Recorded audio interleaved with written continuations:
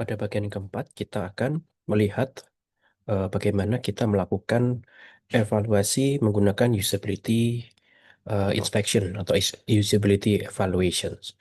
Nah, pada week keempat, Bapak Ibu pernah membaca dan mem- mengenal tentang heuristic evaluations ya.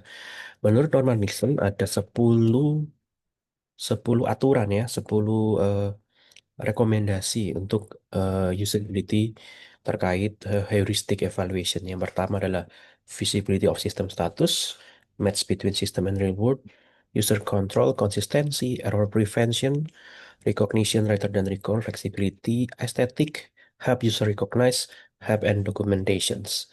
Nah, heuristic evaluation ini membantu desainer untuk fokus dalam mengembangkan eh, pengguna user interface untuk untuk target market aplikasi yang dikembangkan, tapi di tahapan evaluasi, heuristik yang sama dapat digunakan untuk menilai produk yang sudah kita buat.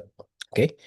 Nah, pada tahapan ini untuk menyiapkan heuristic evaluations, pertama-tama kita membagi eh, beberapa grup ya, di mana masing-masing grup terdiri dari 3 sampai 5 ya eh, orang ya.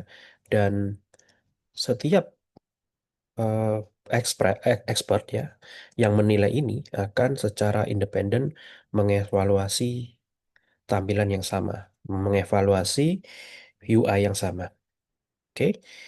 Dan setiap grup ini harus secara independen menentukan scope ya atau ruang lingkup evaluasi yang bisa meliputi produk atau fitur dari produk tersebut, kemudian dari user groupnya, kemudian task atau pekerjaan yang skenario yang harus diselesaikan untuk eh, produk tersebut, serta skopnya adalah kita membatasi device-nya. Oke, misalkan tim sepakat penilaian kali ini hanya menilai versi desktop, misalkan seperti itu. Besoknya kita lanjutkan dengan versi tablet. Besoknya kita lanjutkan dengan versi mobile. Nah, itu sebagai contoh ya, bahwa scope harus jelas di awal sebelum evaluasi heuristik dilakukan. Kemudian ada dokumentasi ya untuk menyimpan penilaian heuristik ya. Nah, nanti Bapak Ibu bisa lihat di spreadsheet yang ada di link ini. Oke. Ini nanti bisa saya provide juga di LMS ya, supaya Bapak Ibu bisa melihat isi spreadsheetnya. Kemudian step kedua, setelah briefing di awal jelas, maka setiap anggota melakukan penilaian terhadap interface secara mandiri dan secara independen. Ya, tidak boleh ada diskusi ya. Jadi ini dilakukan 1 sampai 2 jam untuk seluruh fitur produk berdasarkan skop yang sudah ditetapkan. Ya, tidak ada interaksi, tidak ada diskusi antar grup, dan ini harus dilakukan secara evaluasi secara independen. Tujuannya supaya tidak mencampuri penilaian sehingga membuat bias ya penilaiannya. Karena apa? Karena evaluasi heuristik ini subjektif ya terhadap sudut pandang masing-masing dan pengalaman masing-masing expert. Nah, ini sebagai contoh bagaimana heuristic evaluation dilakukan ya. Ini saya ambil dari em, websitenya Nielsen Norman Group, Heuristic Evaluation Workbook dengan produk website fashion Banana Republic ya. User grupnya adalah shopper ya. Kemudian tugasnya simple, ini kita mau belanja shirt ya, baju. Device atau platformnya adalah mobile.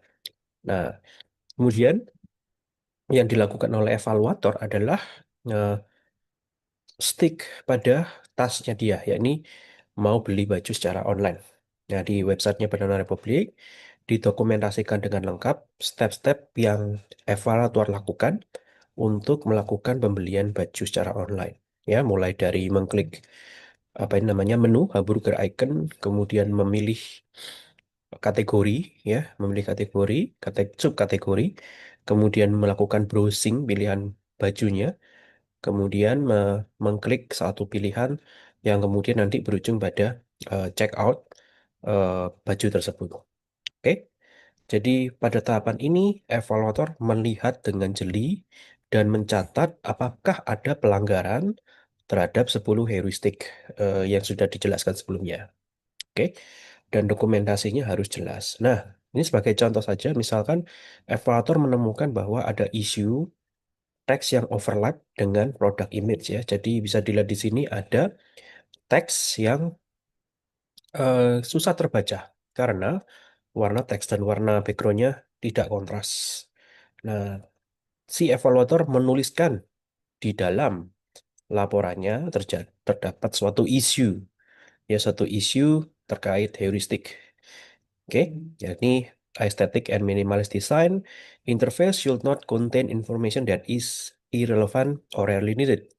Every extra unit of information competes with relevant unit of information and diminishes their relative visibility.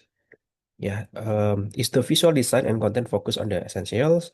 Have all distracting unnecessary element have been removed?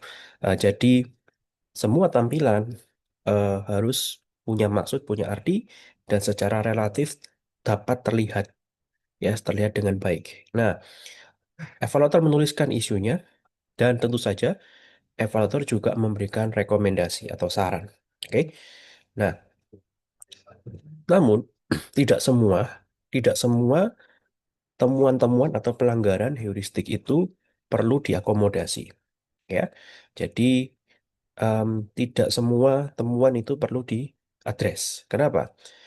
Karena ada semacam trade-off, ya, trade-off. Apalagi jika kita melihat dari sudut pandang platform atau behavior platform tersebut. Ya, sebagai contoh, hamburger icon yang biasanya kita sering lihat di aplikasi berbasis mobile itu digunakan untuk menyembunyikan, ya, menyembunyikan menu yang banyak, menu menu-menu besarnya, top menunya, dan kita sembunyikan.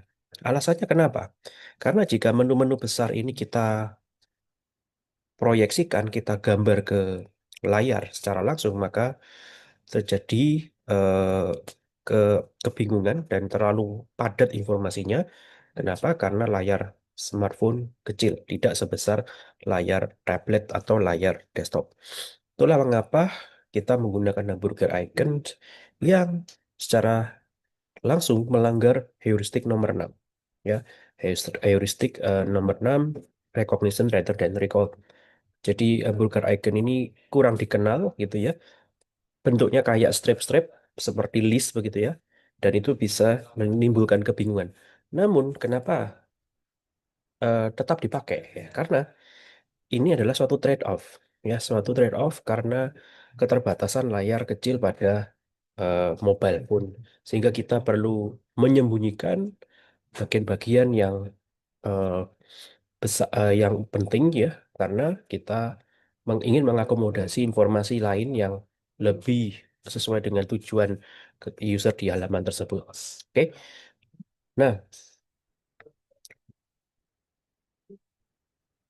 yang bagian ketiga, step ketiga, setelah evaluator tim melakukan penilaian secara mandiri dan independen terhadap produk tersebut, maka tahap ketiga adalah konsolidasi. Ya, jadi tim berdiskusi dengan sama lain untuk menjawab pertanyaan-pertanyaan ini. Ya, bagian mana yang kita setuju, bagian mana yang kita tidak setuju. Ya, tentu saja penilaian judgement dari masing-masing em, eh, bisa bertolak belakang. Nah, di sini ada konsolidasi untuk memutuskan mana yang agree or disagree satu sama lain. Dari isu-isu yang muncul, kita urutkan berdasarkan mana yang paling berdampak paling fatal terhadap overall experience. Kemudian kita lihat juga mana isu yang problematic untuk mencapai tujuan atau bisnis goal dari produk kita. Kemudian mana isu yang butuh data ya. Mungkin ada satu isu yang kelihatannya perlu tambahan user testing ya, perlu kita melakukan testing lanjutan ya, yang perlu diprioritaskan untuk tahapan berikutnya. Oke. Nah, dari sekian banyak isu tentu saja tidak semua bisa diselesaikan dengan gampang dan cepat ya. Maka di sini kita mengadres, mengurutkan, memprioritaskan mana yang bisa diselesaikan dalam jangka pendek dan mana yang bisa diaddress dalam jangka panjang untuk problem yang di-arise di evaluation user ini. Nah, kalau Bapak Ibu pengen nyoba melakukan mengevaluasi prototype, Bapak Ibu bisa mencoba membuka contoh Figma di sini adalah aplikasi McDonald Mobile Prototype, salah satu karya dari mahasiswa Ubaya, dan nanti bisa dicoba melakukan pembelian order meal ya, kemudian melakukan reorder meal, dan task ketiga bisa dicoba si promotion. Nah, mungkin di sini kita bisa menilai dari 10 heuristic evaluations, apakah ada pelanggaran-pelanggaran atau ada isu yang bersinggungan dengan 10 heuristic evaluations yang bisa kita pakai untuk em, menilai, membuat laporan dari prototipe ini. Nah, selain menggunakan heuristic evaluation, Bapak Ibu ya, kita juga bisa menggunakan metode yang namanya cognitive walkthrough. Ya, cognitive walkthrough itu adalah metode di mana kita sebagai expert em, meng- mengubah POV kita seperti selayaknya kita kayak user yang baru pertama kali pakai aplikasi ini. Ya, jadi kita mengubah sudut pandang kita ketika mencoba aplikasi, kita memposisikan diri kita sebagai orang yang baru pertama kali menggunakan aplikasi ini. Oke, dan tujuannya adalah untuk membantu kita eh, mengenali, merekognisi apakah ada bagian-bagian tertentu dalam aplikasi yang sulit dipahami secara kognitif ya untuk pengguna pertama, apakah secara konsensus atau pemahaman pemahaman global publik publik eh, publik konsensus atau pemahaman global bagian dari interface yang kita sedang pakai, kita kita nilai itu apakah memiliki pemahaman yang sama dengan orang-orang lain secara umum. Nah, oleh karena itu eh, perlu dirancang semacam pada saat melakukan cognitive walkthrough perlu dirancang semacam step by step ya, step by step eh, skenario ya untuk penggunaan aplikasi. Misalkan contoh, let's say ada aplikasi Spotify. Goal kita adalah membuat playlist.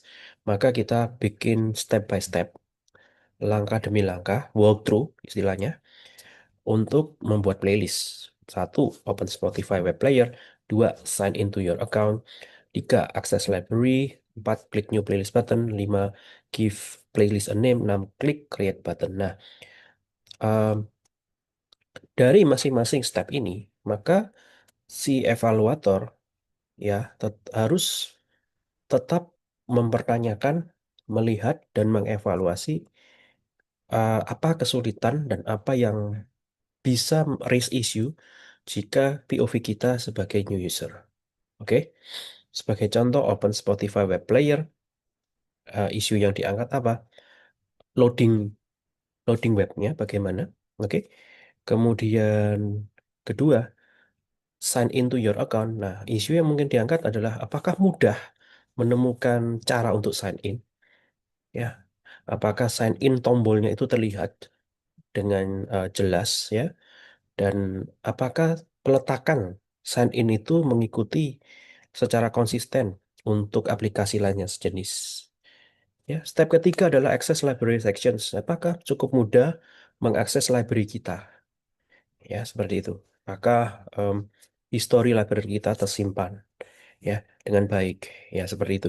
Jadi untuk setiap step walkthrough, maka secara secara kognitif kita menilai menilai em, experience kita, menilai kebingungan kita ya, kita melihat mana bagian-bagian dari tas-tas ini atau walkthrough ini yang bikin kita stres, bingung atau stuck ya, seperti itu. Nah, contoh yang lain ya, misalkan menambahkan track ke dalam playlist ya. Jadi playlistnya sudah ada, kita pengen nambahin lagu nih ke dalam playlist kita. Stepnya kita tulis eh, walkthrough-nya.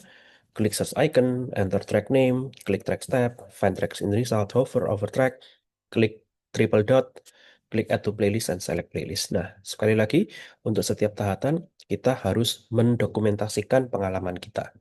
Oke. Nah, ini adalah pertanyaan-pertanyaan bisa membantu kita mendokumentasikan setiap tahapan walkthrough tadi. Yang pertama adalah apakah saya sebagai user pertama mengerti bagaimana cara menjalankan tas tersebut. Misalkan menekan tombol triple dot, maka saya ngerti di mana letak tombol triple dot tersebut. Oke. Yang nomor dua, apakah tombol-tombol atau UI yang bisa kita interact itu terlihat menyolok atau kentara atau mudah terlihat. Kemudian apakah user dari sekian banyak bagian yang user bisa berinteraksi, apakah user ngerti mana yang benar, tombol mana yang benar yang dipencet. Oke.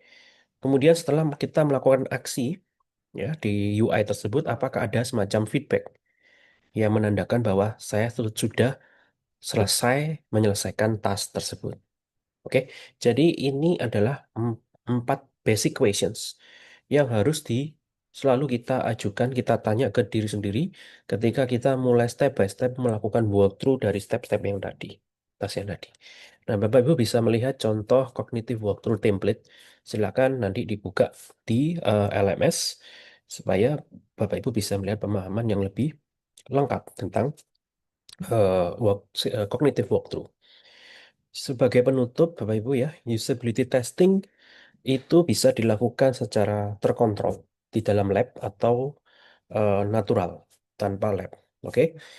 Dan tujuan atau goal utama usability adalah fokus pada performa, bagaimana secara efisien, efektif, dan senyaman apa aplikasi yang sudah kita buat. Oke. Dan untuk mengobservasi pengguna, kita bisa lakukan dengan cara indirect ya, menggunakan video dan logging. Kita juga bisa meminta user mengisi self-report, ya, user satisfaction questionnaire, dan interview. Oke. Untuk settingan yang natural, yang bukan lab, maka kita bisa gunakan teknik remote testing, ya, atau apa namanya, atau cara yang lain yang lebih lebih hemat dan murah. Oke. Beberapa juga device-device aplikasi tersebut yang mengetrack mobile eye tracking atau mengetrack eh, gerakan mata manusia ketika menggunakan aplikasi tersebut. Tujuannya adalah untuk menentukan heat map ya, heat map bagian dari UI mana yang paling dipandang oleh user, paling fokus user di area sebelah mana. Dan ini akan memberikan banyak sekali manfaat benefit ketika kita mau melakukan redesign, merancang UI tersebut.